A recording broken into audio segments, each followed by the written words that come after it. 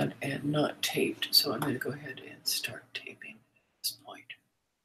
Okay, so these are passes if you wanted to kind of do something where in this stage you're going through and looking at a specific thing. And so one is to go through and just look at characters. And usually if you're only doing this once, you should be looking at the protagonist rather than other people. But things that you're going to want to ask about your character. One is, are they likable? Because readers do not care what happens to characters that they find unlikable. Are they characters that have problems that the reader can identify with? If the problem is something like, I am too beautiful for my own good, or I have accumulated all these diamonds that keep falling out of my pockets, readers may not identify with it as well as, you know, like, I don't like the way I look, or I don't have enough money.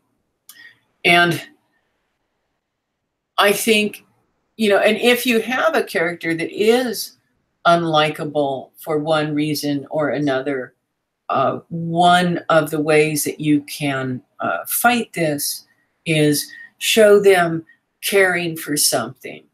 Usually something that is unable to care for itself, like a pet or plant. Mm.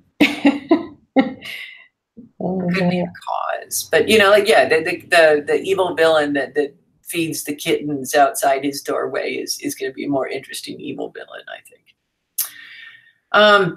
So kind of along the same lines, can the reader identify with them? And one of the best points of identification that you can create are internal rather than external. So we're all familiar with what it's like to be hungry or to be scared or to be angry. And so this is one of the places where, you know, making your character's life just absolute living hell is one of the best things that you can do, because the reader identifies with that. I just ran into a great thing that I'm going to do to one of my characters. This is, you know, this isn't a terrible thing, but they talk about stepping into a puddle while you're wearing socks. Oh, yeah. Just like, oh yes, you can totally feel that, right? Yeah, of course. One of the things that's really going to affect kind of the degree of how much your reader cares about the character is, are they acting or are they reacting? Are they actually kind of trying to steer their fate, or are they just sort of haplessly bobbling along? And one of the analogies I often rely on is everybody's got that friend who has a miserable life, and they tell you about it, and you say to them, why don't you do X? And they say, well, what you don't understand is, and then they tell you why they can't do X. And you say, well, how about Y? And they say, well, what you don't understand about Y is, and finally you're just like, I don't want anything to do with this conversation anymore. A character like that, you know, a character who's just sort of a sad sack is not going to be a very interesting character. And a reader will forgive a character all sorts of things and all sorts of bad mistakes and terrible decisions, in fact, as long as they're satisfied that that character is trying to do their best, right? They can fail, they can screw up. In fact, that's something that we all identify with, trying to do one's best and screwing up. The single most important thing that you can know about a character, and this is something that the reader, I think, really needs to know, is what do they want? And because, you know, if you know what they want, then that's very helpful in writing, because you can always be like, well, how are they going to try to move towards what they want right now? But if the reader can't understand what they're doing, the reader's not going to care. Yeah. So, you know, let the reader know what it is that they want and how this is moving them towards it. And you know, one of the things that happens is if the reader doesn't understand stuff, the reader, or at least in my experience, doesn't kind of say to themselves, oh, the writing is lacking. They say to themselves, oh, I'm lacking, I'm stupid, right? And when you make a reader feel stupid, then you are creating a reader who's just like, I'm not going to go back to that writer anymore because they're just too, and it's a kind of weird thing that happens. Yeah, don't alienate your reader by making them feel stupid. I mentioned kind of like, are there too many characters? Can some be combined? And I will say there does need to be more than one character, probably more than two, right? Kind of like three entities in a story, and one of them could be an abstract entity like nature or something like that. But if you have just one character floating in space, I think that's going to be a bit boring. Does your reader have some sense of the character's history beyond the story? Some sense that you know what the character was doing before they came into the story, what their childhood was like, why they are the way that they are, why they have favored possessions. And you don't need to know every single thing. And this is one of the places where I think sometimes writers procrastinate, where they'll be that kind of like, fill out the character sheet. Now I'm going to read my tarot spread for each character, and now I'm going to figure out you just sort of get exhausted about it. With the protagonist, and this is presuming probably first person, this has been most important in terms of third person attached, but where can you go deeper into the character's head? And one of the things you're going to want to think about is, it's a little bit like there's a camera sort of hovering behind your character, and it can be hovering a few feet behind, or it can be all the way sort of like where it's seen through their eyes. And you control that. You control how well the reader can overhear their thoughts or not. I do think it's a good idea to be kind of consistent about what you're doing. Like, well, what I mean by being consistent is if you're having them think, then punctuate it the same way all the time. Don't be like, I have angry thoughts appear in italics and happy thoughts appear in quotation marks, and I don't know, like obsessive thoughts appear in Times New Roman or something like that, unless you're doing something really whack-a-doodle where that's sort of the point of the story.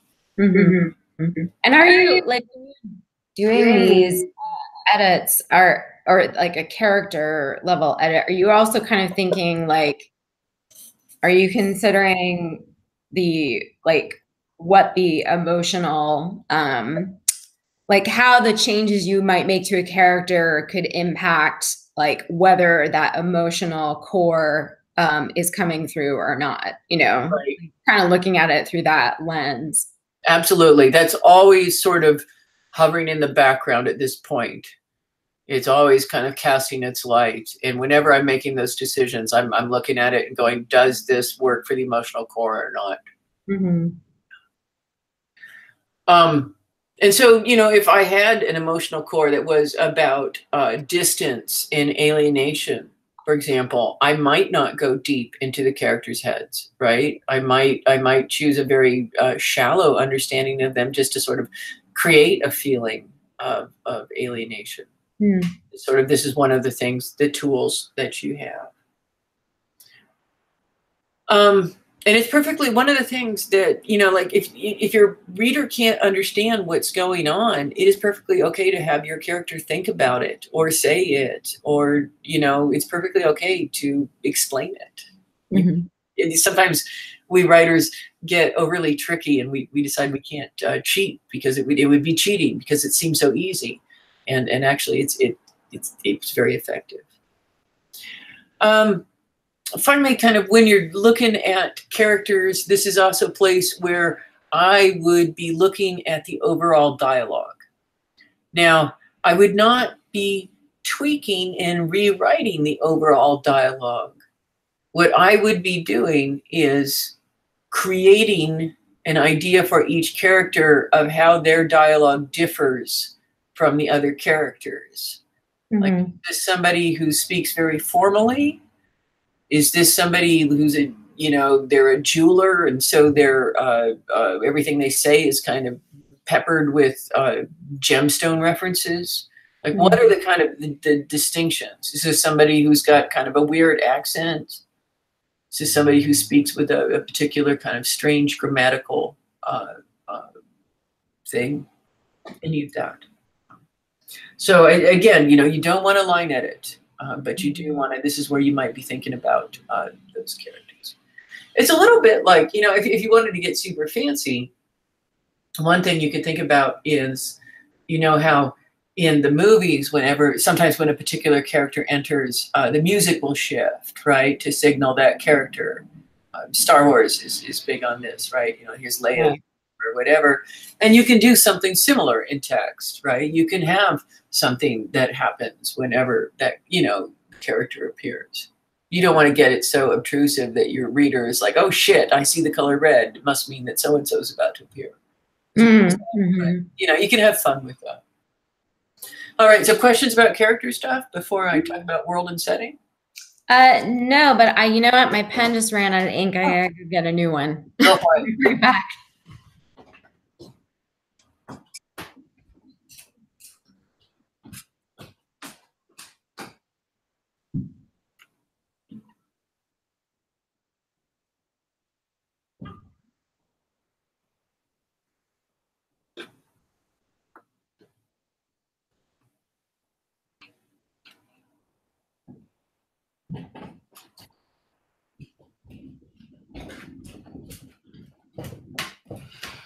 I'm all set again. All right. Okay, so we're going to talk about world and setting.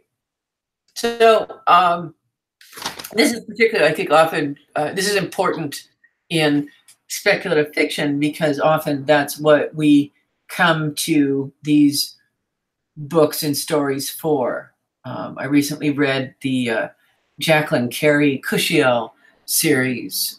It was just kind of like, oh, this is one of the reasons people read these is because of the lush, beautiful settings and just kind of the world building of it. So if you were doing a pass where you're talking specifically about world and setting, one of the things that you want to think about is, does it feel real? Are the details precise and evocative? Do we know where things are spatially in relationship to each other?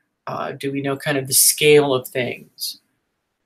And I would be looking for the places where I could evoke additional sensory detail, which might be through verbs or descriptions or other factors of the writing. Where are the places where I can bring in details of the body, such as cold or nausea or pain or whatever? Is it a storm? Well, then maybe I'm going to stick in the feel of the raindrops sliding down inside, you know, the collar of the raincoat. And the reason that you want to do this is because you want the world to feel unique and real. And you don't want it to feel like one of those sort of television backdrops, which we're all familiar with. You know, we've all seen them on television and in the movies. And so this is a place where it's often, I think, worthwhile to spend some time daydreaming. It's a good idea to think about, you know, how do things smell? You know, what is the weather like? What are the sort of transient details at this time of day? And this is, again, something that walks are nice for this, but you don't want to overwhelm the reader with details, but you do want just a few perfect, beautiful details. This is the pass where, you know, if you're looking at the world, you do want to make sure that it makes sense. Do the details resonate with each other, or do they contradict each other? Have you said that, you know, this city is the trade center, and then later on you said that city was the trade center? Do the basic physics make sense? And of course, we're working with speculative fiction, so there could be ghosts or intelligent teapots, or, just all sorts of stuff. So, it sort of makes, there's got to be what we call the internal logic of it. Mm-hmm. Some teapots are alive, but they're only ones that wizards enchanted. Something like that. And, how important is the science of it? If you are writing this story for Analog Magazine, you're going to stick a lot of science in, and that's fine. You will notice I have not published extensively in Analog Magazine. That's because I'm not a sciencey person. Yeah. But this is also kind of where do you need to know more about the world? Are there gaps? Are there omissions? Are there, things that one needs to understand, like the fact, like these, these two cities have been at war for 20 years. This is a place where you fill in some of that. Uh-huh.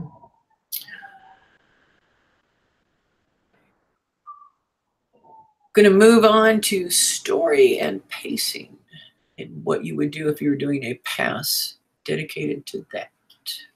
Okay. All right. So this is, you might be looking and thinking, like, how does the story move? Is it going super fast? Is it going super slow? And you have mechanisms by which you can control the pacing. And one of the most basic of these is length of word, length of sentence, and length of paragraph. Long words, convoluted, complicated sentences, and lengthy word-packed paragraphs all slow down the prose. Mm-hmm. Stop the forward motion. Brief words, short sentences, tight paragraphs move things along much more quickly. And one of the things that you want to think about is that description almost always slows things down, right? It almost always stops the camera dead. And you have to compensate a bit for that lack of motion with things like interesting verbs, verbs that convey some sort of movement or some other way that kind of manages to put energy into it. Mm-hmm. This is a point where particularly with a book, is there something grabby every few pages? And I think you have to give your reader a payoff every once in a while, a fabulous detail or an entertaining joke or something that's a high point in the prose. I think Don Moss would tell you every page has to have something like that. It's probably not a bad rule of thumb. But yeah, you do want to, you want to keep the reader swinging along. But at the same time, right, when you're doing something amazing or you have a big revelation or, like you put them to the ringer and make them cry, right? Or, like you just killed off Old Yeller or whatever, give them some space to process that shit, right? That's where you might put 2 or 3 paragraphs of description, right? Give them a kind of still place to sit and just go, oh shit, Old Yeller's dead. Oh God, oh God, oh God. And then move them along again. Part of pacing it's the ending, right? Is the ending set up in a satisfying way? Is the ending a result of character actions, right? And I would argue that it really needs to, in most cases, be a result of character actions rather than outside forces, right? We talk about deus ex machina. That is an unsatisfying ending because something comes in from outside the story and solves things. Is the storyline followed through on?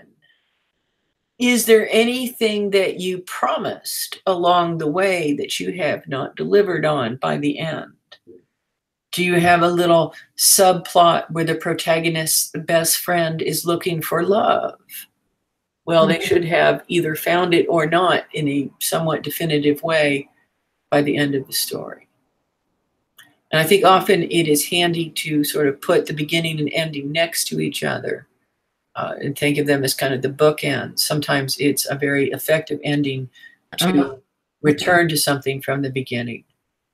If you do that, though, that thing from the beginning must have changed in some way.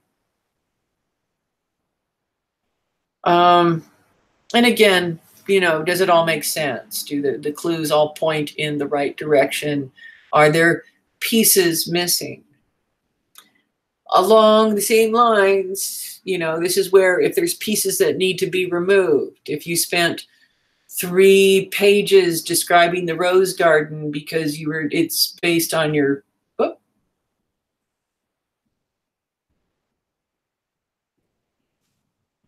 You're back, correct? Yeah.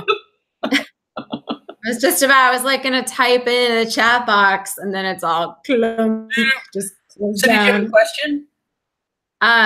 No, I didn't have a question. I just got where I couldn't, you were breaking up and I couldn't hear you. I was just getting a frozen screen. What was the last coherent thing you heard? The last thing I heard is the storyline, you know, being followed through on, you know, or the things that you're setting up in the storyline, are they, you know, sort of brought to some kind of completion? That's it. Is there stuff that kind of at the beginning that you mentioned and then it never gets mentioned again? And I think one of the classic examples of this is Chekhov's gun, right? He talks about, you know, the gun on the mantelpiece better have gone off. It's actually not on the mantelpiece. It's the gun on the wall, I discovered recently when researching this. But it has to have gone off by the third act. Does it make sense? Are there clues that all sort of point in the right direction? If there's red herrings, you know, have you perhaps not delivered them in too frustrating a way? Are there pieces missing? And sometimes I think it's very easy to leave something out because it's clear in your head and you just, you know, like you remember that scene. You remember that scene with the camel because you spent a lot of time thinking about it, but then you never managed to make it into the story. And often it will take your crit group to point it out. Along the same lines, are there pieces that should be removed? And if there are 3 pages where you are describing your aunt's rose garden because it was your favorite place in childhood, this is a place where you would go, well, those are pretty. I'm going to take those out and put them in a file and make them a blog post or something like that. And I do urge you not to discard stuff if you can avoid it. Kind of other stuff that you want to think about is, again, you know, how is stuff ordered? Are there places where the flashbacks should be changed around? How hard does that order make it for the reader, and is the effect it achieves worth it? Because you can do something super complicated, right? You can do something like the movie Memento where it's told in backwards order. And if that just confuses and bewilders your reader, then maybe rethink that strategy. If you're doing something complicated, it really needs to add something to the story. And this is also where, in the course of kind of jotting things down, I would figure out my conventions. I would write down the names and make so the names, I'll be able to do a check where the names are always spelled, you know, make sure that they're always spelled the same way. If I have place names, if I'm, you know, am I punctuating thoughts by putting quotes around it, or am I italicizing it? You know, all of that stuff, I might keep a kind of cheat sheet. So I've got that. All right. So we're actually at a good point for a 5-minute break, and I want to go drink a little because otherwise my voice will give up. So you want to reconvene in 5 minutes? Is that okay? Yeah. Yeah, this is great.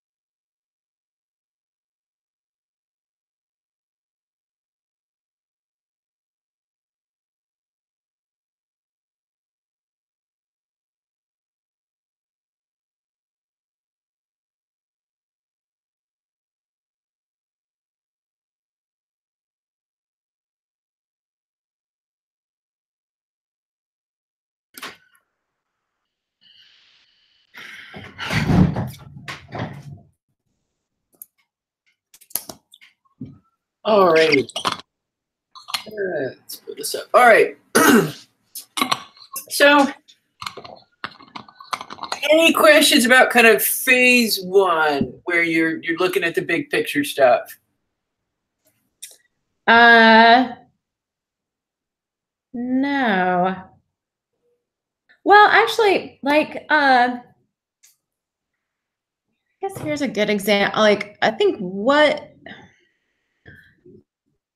how do you know what pieces, if when you're doing like a scene edit, like what pieces should be removed, should be taken out? I mean, your emotional core. Yeah, emotional core. Yeah. Okay. Mm-hmm. That's kind of, is this something that sort of sheds light on that? Mm-hmm. And if it doesn't, it may well be a candidate for removal.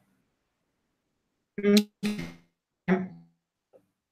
And that's, I mean, one of the things that you want to think about, this is one of the differences, I think, between stories and novels, is that you do have a lot more room to kind of noodle around with this stuff in a novel, right? But with a short story, it's got to be tight, and it's got to be in focus of a single thing.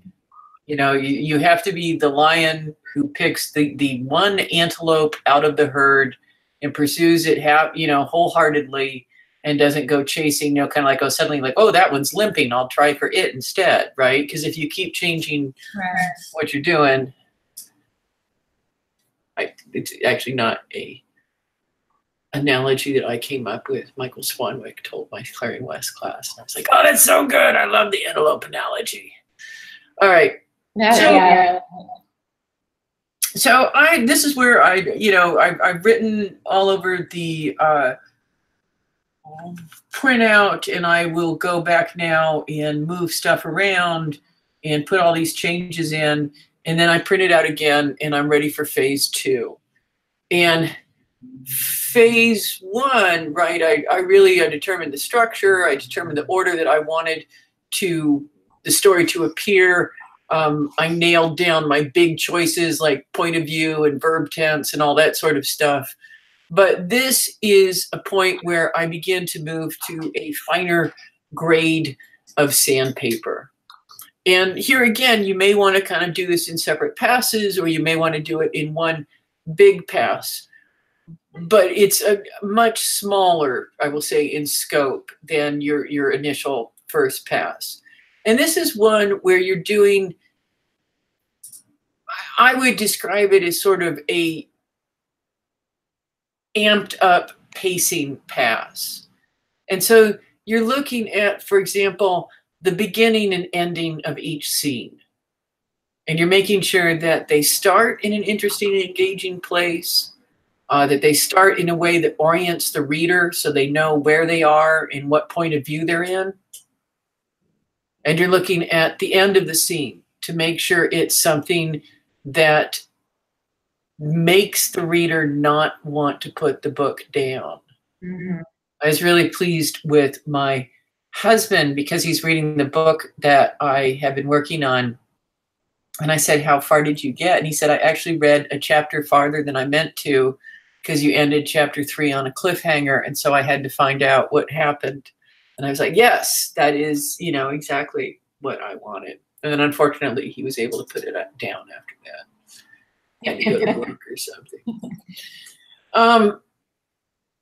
This is where also kind of thinking about with scenes, thinking about what is the scene doing?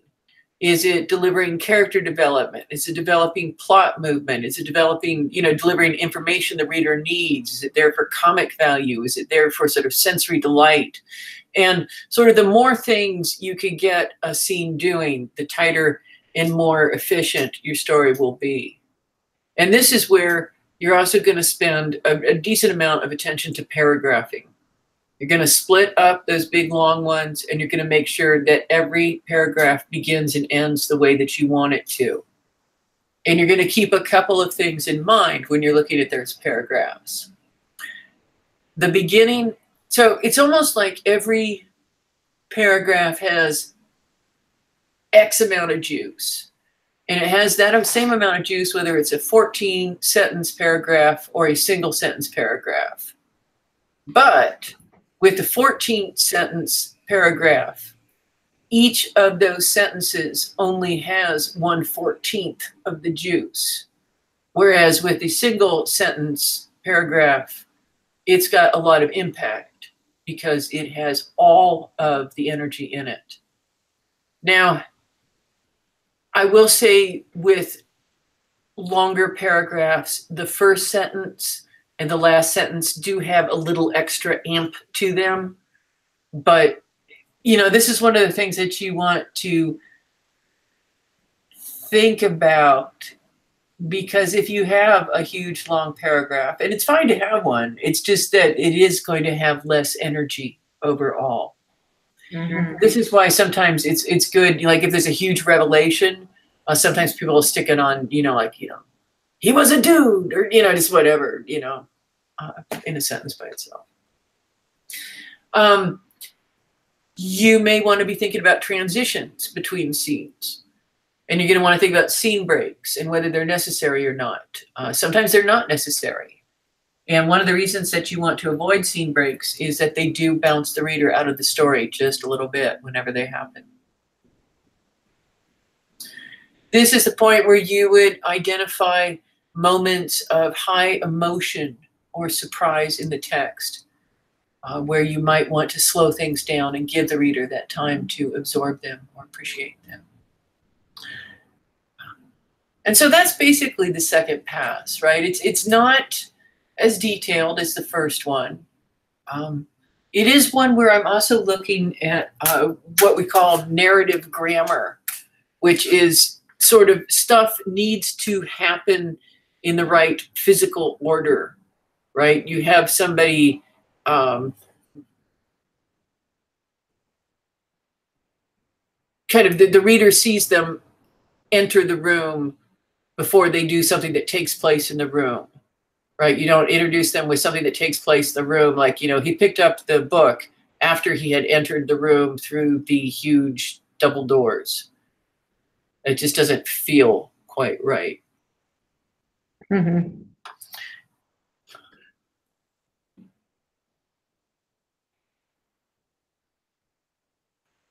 And this is finally,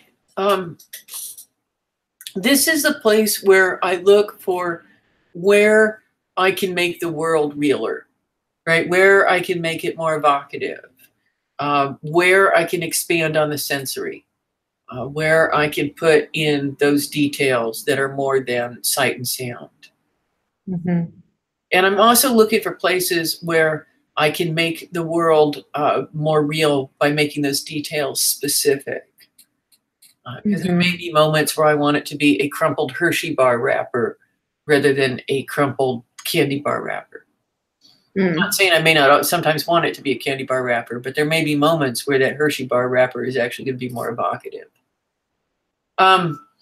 Daydreaming, this is a good point for figuring out this stuff. This is also a point where free writes often will give you a good amount of it. This is also sometimes just paying attention to the way the world is and writing down details is a useful thing. I like to ride the bus because I notice things about the city that I wouldn't otherwise. It's kind of cool. And I have enough space that I can write it down. So, I mean, don't do this while you're driving, probably. It's a bad idea. So that's phase 2. Questions about phase 2.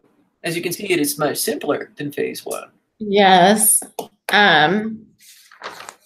You know, where are you kind of looking at, like, I guess,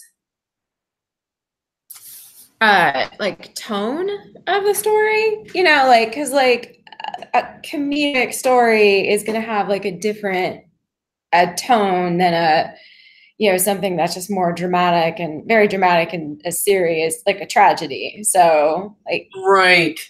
And that's actually going to happen in phase 3. It's where you're going to be looking at that, which is, and so let me go, I have a book in the kitchen, which is I'm going to refer you to. So let me go grab it out of the kitchen so I have it to show it to you. One sec.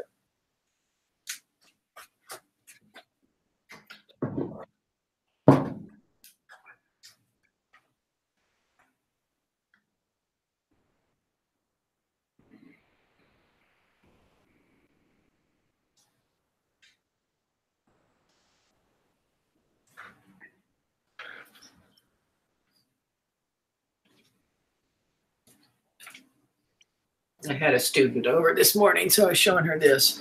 All right, so this is your finest grade of sandpaper, right? This is the sentence level stuff. This is where you're sort of bringing out the steel wool and burnishing things down. And this is the book that I do highly recommend if you want to be super perfectionistic. I know this book because when I was teaching composition at Hopkins, this was the textbook that they gave us. And one of the things about teaching is that you end up sometimes working with the text in a much more thorough way than the students do, because, you know, like you go through because you got to teach it, right? So you work through all the exercises. So I do think it's a good book to actually sort of get and work through in terms of just sort of making one's sentences clearer and better and more graceful. And I haven't read anything by you, and you may write the most beautiful, grammatically graceful sentences in the world. I did not before I first read this. It was the other book that I recommend, and I lent her my copy, or I hold that up too, is The 10% Solution by Ken Rand. And it is a great little book. It's available both in physical and e-copy now. And it's basically it's a process that you use when you're sort of at the end and sort of like, this is as good as I can make it. And it's a process, a sort of artificial one. And I'll talk a little bit about kind of how it works and how you apply it. And it's a pain in the ass, but it is super handy. So things that happen in this phase. One is that if you don't have a title that you like by this point, you are going to have to pony one up. And, a good title is sort of an ace up your sleeve. A really good title is something where, it's interesting and evocative and makes the reader want to read the story, but B, by the end of the story, the reader's understanding of that title has changed completely. You want... I think it's a good idea to sort of go and look at past titles, and you can go and look at past Hugo Award-winning short stories or Nebula Award-winning stuff. And when you're generating titles, you may want to go through the text and sort of like underline possible phrases that seem promising.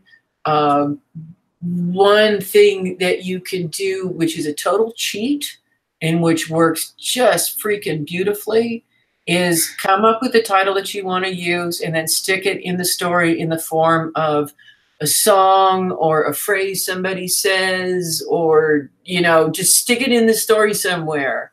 And then as long as it's in there, it's a backwards engineering. It is so cheap and it works so beautifully. I have used that so many times. It's just. All right. And this is where you're thinking about words and texture.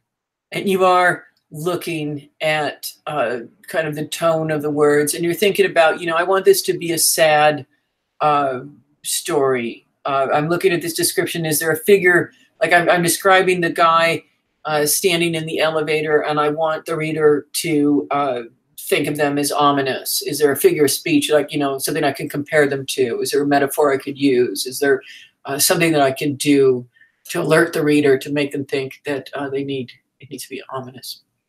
Mm-hmm. And this is where one of the things I do is I remove a whole bunch of speech tags remove a lot of he said, she said, because often it's not necessary. And B, sometimes it's much more effective to do it with something like a motion or a piece of body language, you know, like, hello, he picked up the teacup, that sort of thing. This is where I may be looking at the language and seeing kind of, you know, what's the balance of like kind of short Anglo-Saxon words versus long Latinate language? Am I, you know, what is the overall tone, and am I being consistent? When I am varying consistency, is it for a reason? And you should be looking at, I think, constructing interesting, graceful sentences. You should be removing the excess words. And, you know, one of the reasons that you want to remove the excess words is if you've got extraneous language, it gets in the way of the story speaking to the reader. It muffles the impact. And if you have sentences that are awkward or phrases that are overly wordy, again, you remind the reader that they're reading, and that's a negative. And you can do this even with the most, you know, complicated sentences don't have to remind the reader that they're reading. And I'm going to read you a perfect example of this. This is Kat Valente from a story called Silently and Very Fast, which appeared in Clarkesworld. And it's just the very first paragraph of her story. Ravon told me these stories. He set up a great hexagonal library in his interior, as dusty and dun-colored and labyrinthian as any ancient scriptorium. He made himself a young novice with a fresh-shaven tonsure, and me a country friar with a red brandy-drinking nose. He showed me the illuminator's table and a great book whose pages had golden edges and illuminations in cobalt and oxblood and Tyrian purple. And the images showed great machine armies trampling men underfoot. They showed cruel metal faces and distant godlike clouds of intellect, incomprehensible and vast and uncaring. They showed the good robot desperately asking what love was. They showed fatal malfunctions and mushroom clouds. They showed vicious weapons in hopeless battles, noble men and women with steady gazes facing down their cruel and unjust artificial children who gave no mercy. So these are, you know, these are not grammatical sentences. And a lot of times there's a lot of poetic techniques. There's a lot of repetition, and, you know, they'll tell you don't repeat words, but this is a place where, yeah, they do. You know, Valente repeats it towards a specific poetic effect. And, you know, rules can be broken. It's perfectly fine to break every single rule that is told to you. You just have to be able to show the reader that you broke it deliberately. And if you can do that, that's fine. Okay.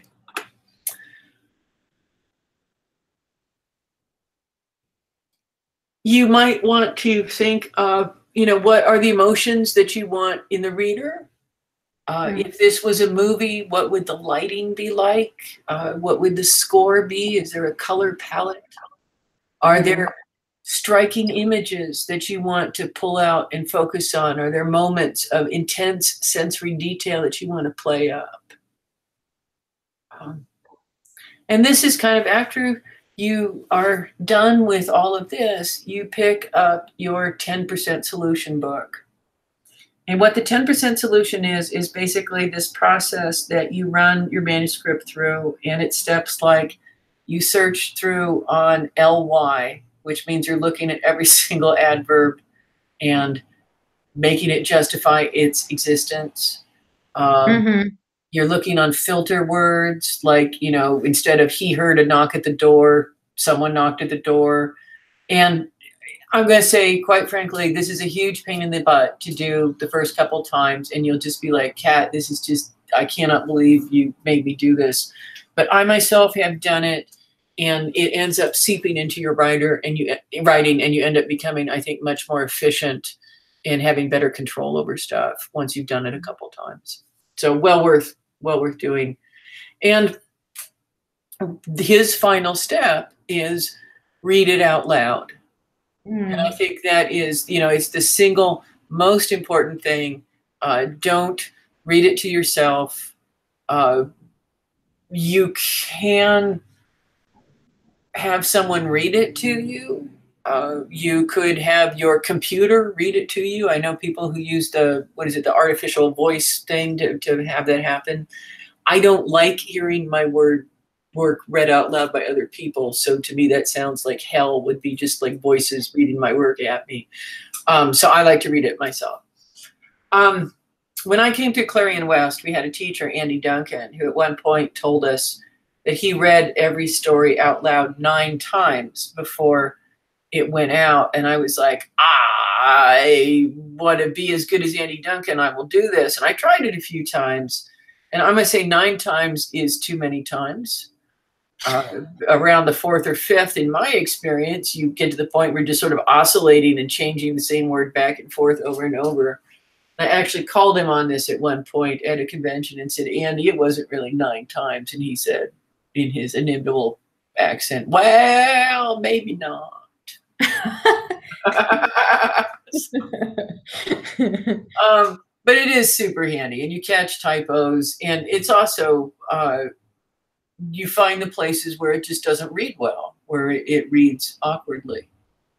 And it is perfectly kosher, by the way, if you get something printed and then you do a reading of it to edit the piece specifically to be read out loud.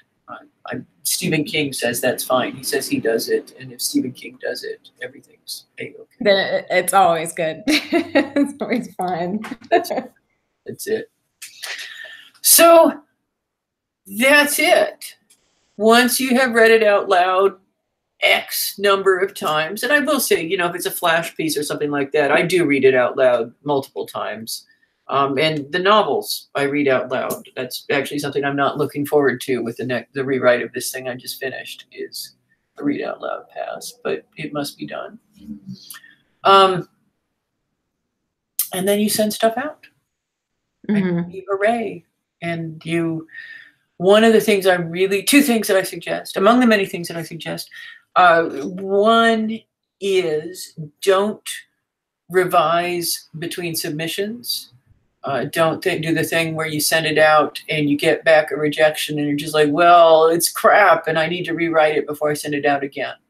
Get it to shape where you're pretty happy with it, and then start sending it out. I personally would create a list of 4 or 5 markets, and just as soon as it comes back from one, bounce it out to the next. And while this should go without saying, I recently ran into someone who was doing it the opposite way, so I will say it. Submit to the top tier markets first. Submit to the markets that you most would want. Don't start at the bottom and work your way up. That makes no frickin' sense whatsoever. All right. And finally, if you are not tracking your submissions, please start doing so, because otherwise that will bite you in the butt.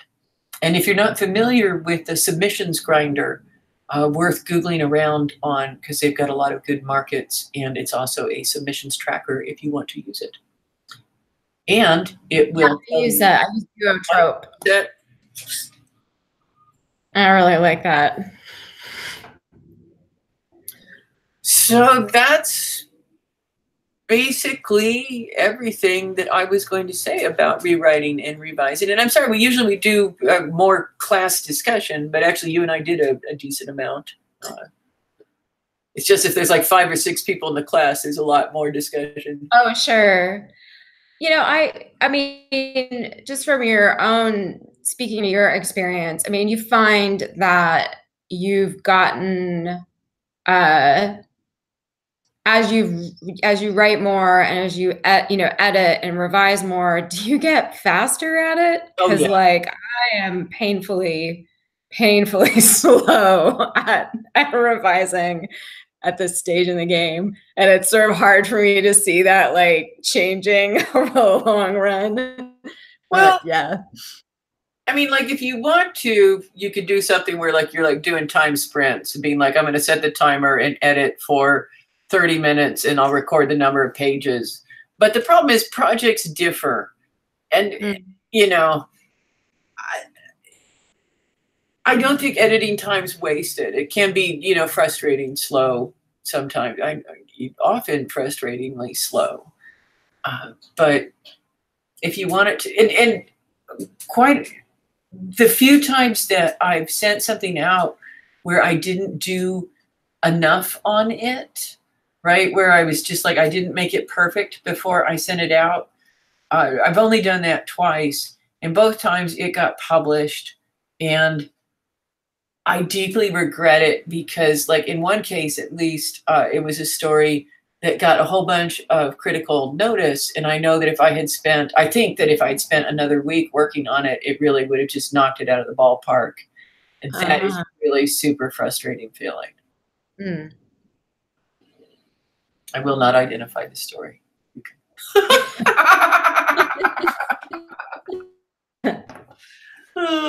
But it is, I mean, you know, like when I was in grad school, this is one of the things I did was I was always one of those people that wrote the paper at 2 a.m. the night before and be like, I got an A- despite the fact I, you know, wrote it at 2 a.m.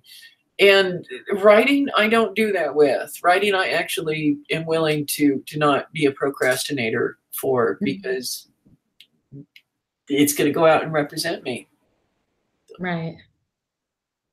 This is really, I mean, this is helpful for me because in listening to you talking through all the phases, I like recognize, I'm like, oh, I'm trying to do way too much. Like I'm sitting there trying to do like everything, you know, big picture, like medium sandpaper edits and do fine edits at the same time, which is probably where I'm kind of getting to points where I'm like pulling my hair out, you know?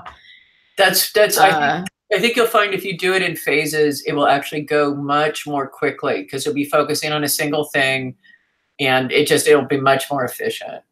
Yeah. Yeah. This is really helpful. Cool. Yeah. I can't wait to put it on something. I just drafted something and I got feedback from my critique group. And, you know, now it's like, oh, great. I can go and take this and kind of layer the process on top of it. So that's great. Yay. Well, if you don't have other questions, I may go ahead and end since we are, but I do want to answer any and all.